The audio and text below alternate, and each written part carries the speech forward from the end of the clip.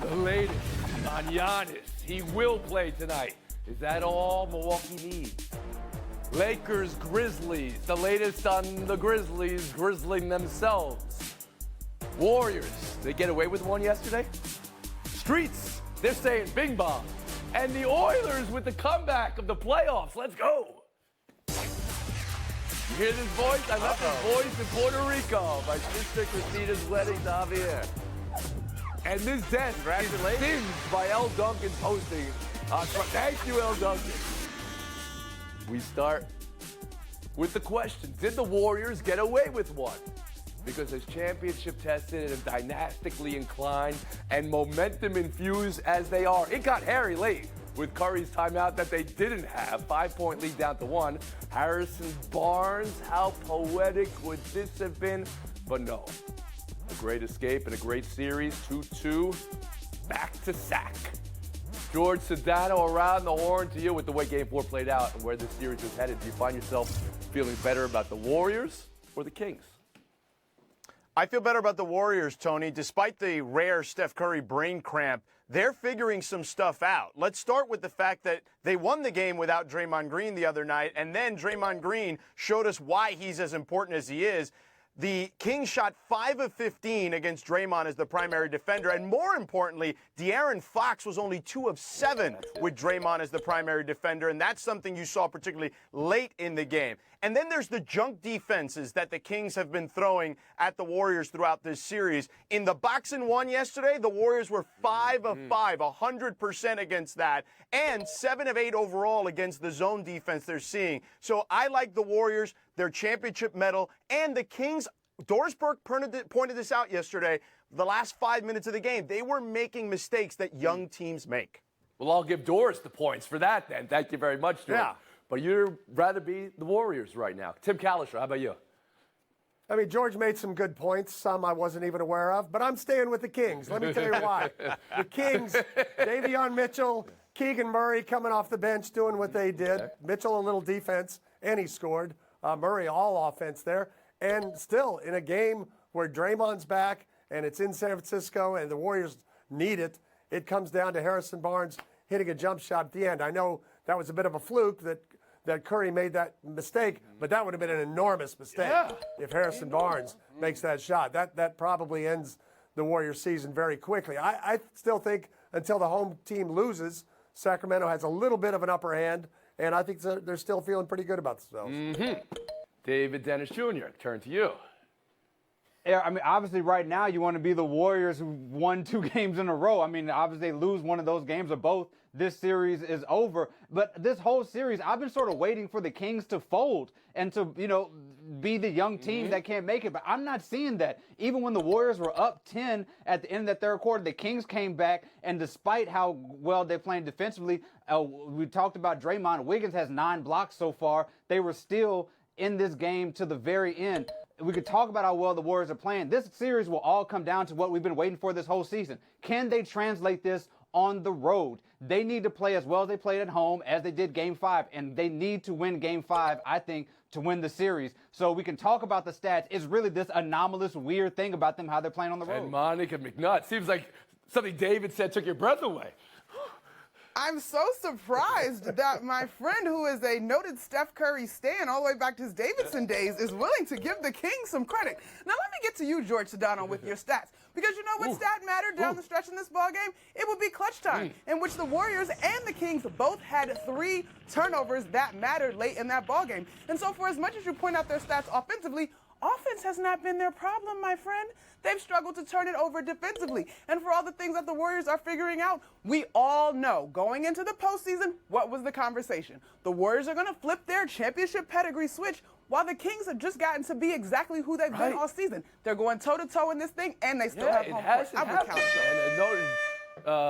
Monica, go ahead, George. Monica, what I would say here is this, is that if you talk to anyone around the Warriors, and I have plenty over the years, they tell you that their big three, they're as great as they are a little reckless at times, but the difference for them is always going to be defense. Whether it's Draymond or Andrew Wiggins continually working his way into the series, that's always going to be the edge for them to win a championship been the case, or advance though, in the at playoffs. Sacramento in this series, right? Remember what De'Aaron Fox Thank you, Tony. and Monk did in Game 1? I mean, it scored. Okay, we'll see. We'll see how it plays David, out. I just correct me if I'm wrong. Did you bring up Steph Curry here in your answer and the timeout? I don't say that. I did No. at the beginning. David, I want to take us through the range of emotions as that was happening. Look, this just goes to show that every once in a while, Davidson grads can make a blunder here and there. I know it's very rare, but, we're an elite institution, so we don't make mistakes. Oh, well, that got you in trouble, Conti. Take. I go the other way with this. Wait, time it's out, almost time like out, time out. no timeouts, mea culpa on the Chris Webber of it all. All right? Because 30 years ago, it was the biggest story in the history of college basketball that Webber called the timeout when he had none left, and it of course had an enormous effect on the game and the title and all like that. Was a 20-year-old. Now you're watching one of the greatest players in the history of the NBA, and he's doing it in a playoff game too. And I just feel like, we have to recognize sometimes there's oopses that happen. It's not the crime of the century against Webber. So we'll move on now. Streets are saying bing bong. Let's go. Knicks 3, Cavs 1, Monica. The way this team is clamping and lamping, hustling and muscling, intimidating and penetrating. Is this more about what the Knicks are doing right or what the Cavs aren't doing? I appreciate that ode to Clyde there, Tony, as well. I think it's almost a perfect split of both. Especially when you look at Game 3, the Cavs had a ton of open shots that they just flat out did not hit. But then when you look at Game 4, the Knicks played terrific defense in that ballgame. Josh Hart, in particular, as the primary defender on Donovan Mitchell, held him to just 3 of 12. And the Knicks were tremendous on the glass. And so I think rebounding has been a larger issue for the Cavs than I anticipated. So it's probably a perfect split between the two. I'll give the nod to the Knicks, though. David Dennis Jr. I'll agree with Monica here. It's right down the middle, split between the two. The things that you thought the Cavs were going to do the best in this series, defend, rebound, and have the best player in the series, the Knicks have actually done that. They've been out-rebounding the Cavs. They've, held the Cavs to the least efficient offense in the playoffs. And Donovan Mitchell has not shown up. This is first-team All-NBA player for this series, and he looked terrible. 5 field goals made and 6 turnovers, and he folded in that game. At some point, you were going to wait for him to be the best player and win on his own, and he hasn't done that, and it might be too late. Tim Kalishaw. As the only panelist who covered this 3-game series last year, Jalen Brunson's Mavericks without Luka against Donovan Mitchell's Jazz, I've already seen Brunson win 2-1. And as far as Donovan Mitchell not having showed up, I would say it a different way. The Donovan Mitchell of the playoffs, especially last year's playoffs, has shown up. And he doesn't always play the way he does in the regular season. I'm giving the Knicks credit, though. I think, as Monica said, their defense has been great. And Brunson, doesn't matter if he makes $100 million. He continues to be underrated, and people never want to include him in the discussion of guys who can really carry their team. George Sedano. Tony, for weeks you asked on this show what I thought or what we thought about the Knicks' playoff prospects, and I kept telling you for weeks, if they play Cleveland, they're going to win that series. They match up well against them. This is not your typical Tom Thibodeau team where, yes, they play great defense, but they are good on offense, particularly since Josh Hart became a part of this team and bolstered that second unit, and it just seems like him and Jalen Brunson have incredible chemistry dating back, obviously, to their days at Villanova. But with the Cavs, their problem is this. They're not going to be real contenders until Evan Mobley is their best player. He's still too young. This is his first chance at this. Donovan Mitchell is a great player, don't get me wrong. But their best player or most dynamic player with the highest ceiling is Evan Mobley. They don't have the experience. They've been overwhelmed, it looks like, at times. And whether you believe J.B. Bickerstaff or not, he has said it's not because they're overwhelmed, that they're afraid of the moment. He says they're too amped up. Regardless, they're not hitting shots because experience matters this time of the year. The Knicks have more of it across the board, especially with But their I want coaching. more on the Knicks. And Monica, you cover this team for MSG and beyond. And what confidence has been instilled in this team by Tom Thibodeau? You were talking about this off air for the last 3 weeks. Oh, I mean, I just think that this team understands its identity. The addition of Josh Hart has been huge. And then yesterday, when you just saw small adjustments, in the third quarter in particular, Darius Garland was going to work against Jalen Brunson. But the decision to have Emmanuel quickly guard him as the game proceeded, I mean, it's just small adjustments. You can't count for the game that you got from Obi Toppin. Isaiah Hartenstein was huge. Mitchell Robinson was terrific. Like, there's so much confidence throughout the depth that the Knicks are showing. And I didn't realize the Cavs roster was The history of free agency signings by the New York Knicks over the last, pick a decade, 30 years or whatever. Jerome James and Charles Smith. Jalen Brunson is the best thing they've ever done. And then Josh Hart at the trade deadline. Another incredible maneuvering from the Knicks management. All right, one more story here. Time for Grizzlies-Lakers. Game 4 tonight. How the Lakers respond and respond to Dylan Brooks poking and groining. Brooks said the media has made him the villain. That's why he was ejected. He foisted that on you. You've been foisted. There's the question whether the Grizzlies have grizzled themselves in the series and out of the series, Tim. But start with the Brooks ejection in Game 3. Lakers win in Game 3. Where are we now? I don't have any problem with the ejection. I'm not a big fan of ejections, but when you've talked the talk that Dylan Brooks has talked, and you've had the transgressions he's already had, you don't really get a benefit of a doubt there. I don't know why he's thinking like the media or the fans or the league is out to get him when he's out to get himself with the things he says about LeBron and about everybody else. I don't think Memphis is in that bad a position. When John Morant comes back, he's healthy, he scores 45. I know a lot of that was when the Lakers seemed to have a lot of the game under control, but they were trying to stop him, and they couldn't. I think that bodes well for another good game from Morant tonight, and I think this series is still up for grabs. Tony, let's just look at the physics of this. Dylan Brooks is trying to claim that the media is making him the villain. We weren't the ones that was literally trying to reach for the ball while LeBron James had the ball behind his posterior, okay? There was only one thing he was trying to do there, which was to cause havoc to the family jewels of the king in this scenario, okay? Now, in regards to the series, the Lakers, to me, this was a great matchup for them. And it was a great matchup because no Brandon Clark, no Steven Adams. I think they're still the better team in this particular case. The only thing that would scare me a little bit if I were the Lakers is the one matchup they don't have a cover for is John Morant, and he started to see the basket a little too easy for my liking at the end of that game. Monica McNutt. You know, I still feel like the Lakers are in control of this series, but it's getting really tricky. If Anthony Davis continues to have monstrous double-doubles, 31 and 17, the Grizzlies just have no answer. And as far as Dylan Brooks goes, I am someone that has rooted for Dylan Brooks and the Memphis Grizzlies. Dude, don't do that. You know you started running your mouth way before the media started creating this magical narrative. It had to come from somewhere. You got to look in the mirror. Oh, what are we doing today? Oh, no! This is not, I know L. Duncan may allow things like this on L. Duncan's board. Go ahead, David Dennis Jr. Sure. Yeah, the John Morant fourth quarter thing was the problem with that. He was 6 for 10 from 3 in that game. I don't know how replicable that is. Morant, Bane, and Brooks, that lineup is a minus 45, and we can throw out all those stats. Yeah. The thing is, the stat that I can't get over, 9 points in the first quarter. That is unconscionable. That is a team that is not ready. That is a team that is folding, and this series feels like it is dire for them. All right, make a pick tonight, David. Who you got? Lakers. Tim Cowlishaw? Memphis evens it up. George Sedano? Lakers. Monica McNutt? I think the Grizz get one. Buy or sell next? NFL draft 75 hours away. Is C.J. Stroud's draft stock falling? Could it be about his S2 score?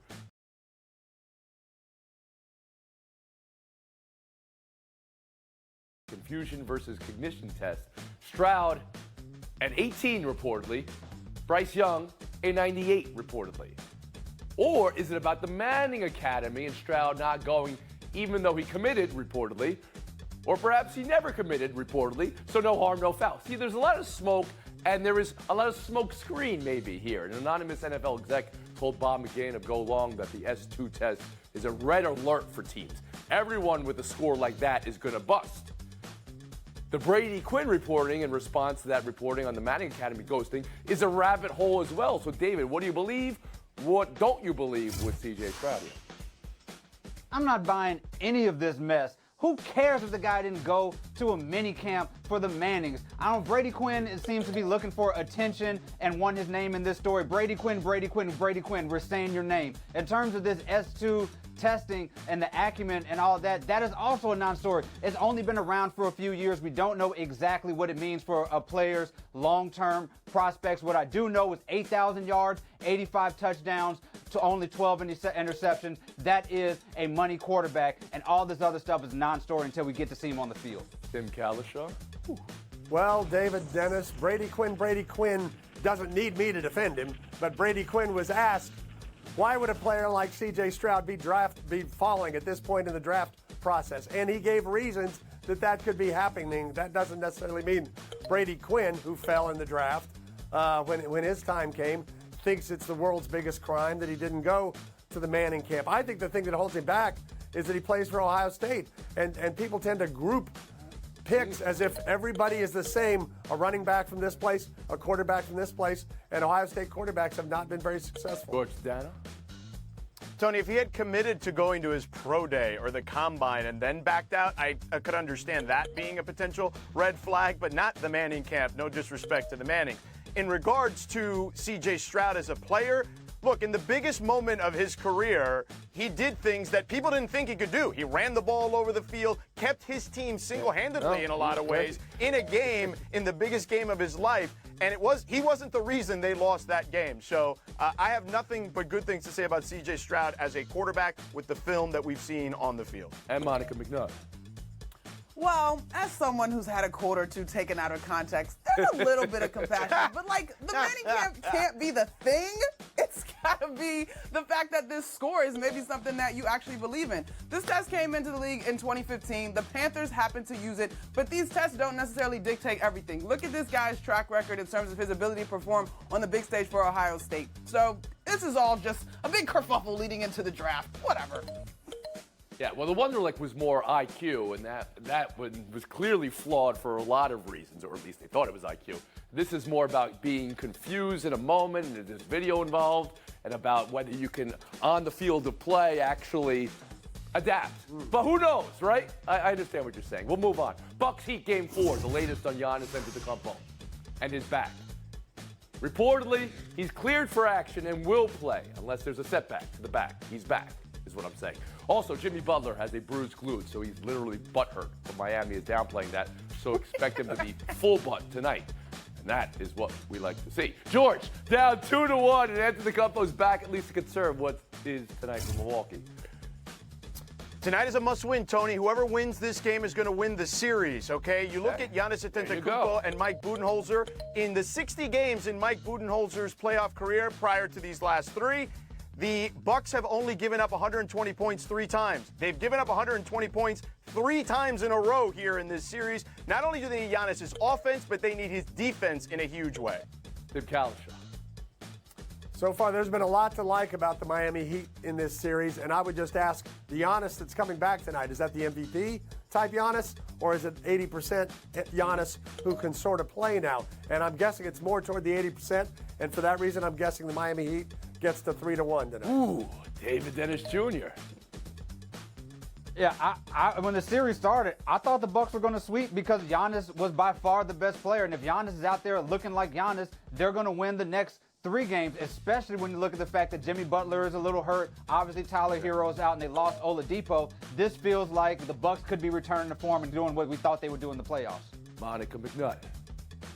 30 points on 60% from the field. Jimmy Butler so far in this thing has been outstanding. Playoff Jimmy is real, but they don't have enough. I don't see it. The Bucks are going to get right with or without Giannis. The Heat are just too injured. Oh, maybe you would have said that going into Game 3 as well. I understand. So, Dan, I'll give you a last word here. Tony, these two teams know each other really well. Obviously, you saw the Heat in the bubble, then the Bucks swept them. Their regular season meetings have been fairly even. This series is a real matchup for both I'll of these make a teams. pick tonight. Milwaukee You is not said in the whoever wins traditional 1-8 tonight is scenario. winning the series. Miami Yeah. versus Jazz tonight? Who you got, George? I've got the Bucks tonight. All right. Tim Kalishaw, David Dennis Jr., thank you for your time. George Sedano, Monica McNutt. Go down on the other side. How the Oilers beat the Kings last night. This was a thriller. They came back from 3 nothing down after one. They pulled their goalie Skinner. Jack Campbell, former King, comes in, shuts it down. And then Bouchard, Draisaitl, Kane, and Hyman, the game winner in OT. Hyman, this is the business you've chosen. George, LA blow it or Edmonton win it and change the series? Tony, Edmonton won it. They hadn't won an overtime game in this series yet. They finally did that. They showed their prowess. And you know what? John Campbell, revenge is a dish best served cold, Tony, and he did that yesterday. Well, Jack Campbell, yes, correct. There you go, Sedano. I mean, Monica. this guy was Friends call him John. incredible. It's 27 saves. I mean, you got to give this one to the Oilers. Oh. The series got really good. We'll move on. Baseball, what's more impressive? Back-to-back-to-back home runs. Angels did it versus Kansas City with Ward, Trout, and Ohtani. Or back, and then back again in the same inning. Masataka Yoshida, 2 home runs in the 8th inning for the Red Sox versus the Brewers. Monica, what's more impressive? I'm torn between the one guy that does it twice and then the whole team effort. I think I'm going to go team on this one, like multiple. There is no times. thing you be torn, Monica. This is easy. There is no torn on this, okay? 3 is better than 2, and one guy can get hot. 3 individuals doing it back-to-back-to-back is definitely more impressive. George Sedano. Nobody's torn here. 30 seconds, like Natalie Imbruglia. Let's go. Tony, yesterday was the 40-year anniversary of one of the greatest one-hit wonders in music history, Dexy's Midnight Runner. Come On, Eileen was #1 on the charts. And it got me thinking, what really is the best one-hit wonder? Is it Los Del Rios and Macarena? You know, come on. Okay. You know, Hey, is I it did that? that. I Is did it that Who this Let the weekend at the Dogs wedding. Out by the Baja Men? I mean, come on, there's so many places you can go here. But I think if I had to go definitively, it's Who Let the Dogs Out. You know why? Because when I was a youth, going to football games, Who Let the Dogs Out was everywhere. And you know what? Let the dogs out, Tony. Let them keep running, okay? Who let... All right. That's it for George. One-hit wonder. Tim, you got something? Don't ever do the Macarena again. That's what I did it got. this weekend. Once again. Christina, I love you. Javier, I love you. You're happily ever after. We'll see you tomorrow.